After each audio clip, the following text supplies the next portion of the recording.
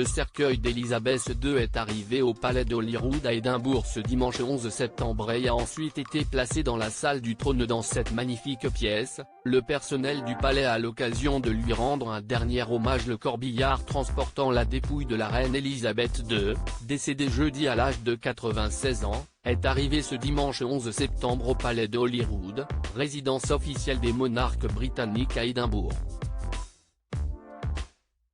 Le convoi transportant la monarque avait quitté sa résidence écossaise du château de Balmoral vers 11 h et a parcouru près de 300 km dans la campagne du pays. À son arrivée, une foule compacte s'était massée devant Holyrood, où le cercueil de la reine restera jusqu'à mardi. Après avoir pénétré dans le palais, le cercueil de la reine a été placé dans la salle du trône, où le personnel a l'occasion de lui rendre un dernier hommage. La pièce est généralement réservée aux réceptions et aux cérémonies d'État. Comme le rapporte le Mirror, le point central du lieu est une paire de trônes ornés commandés par le grand-père de la reine, George V, en 1911.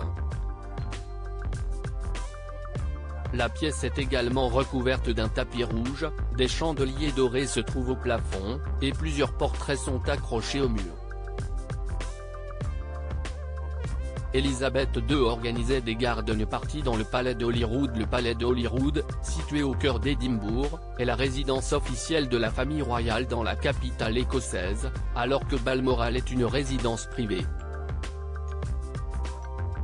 Élisabeth II y séjournait notamment durant la semaine royale écossaise.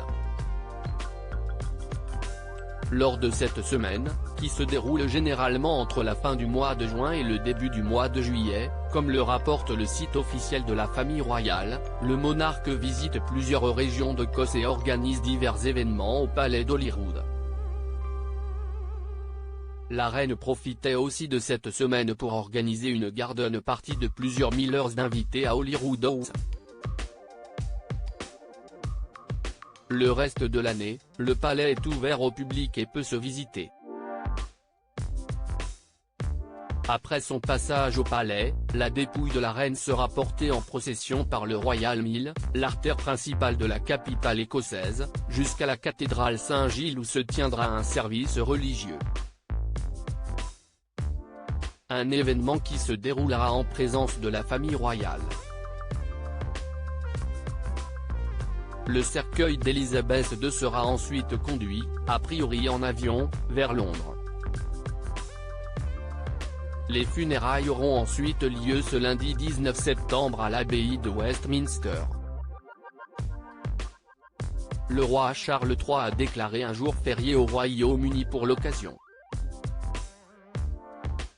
Pour cet événement, la capitale britannique se prépare à accueillir des milliers de Britanniques mais aussi tous les membres de la couronne et des dirigeants du monde entier.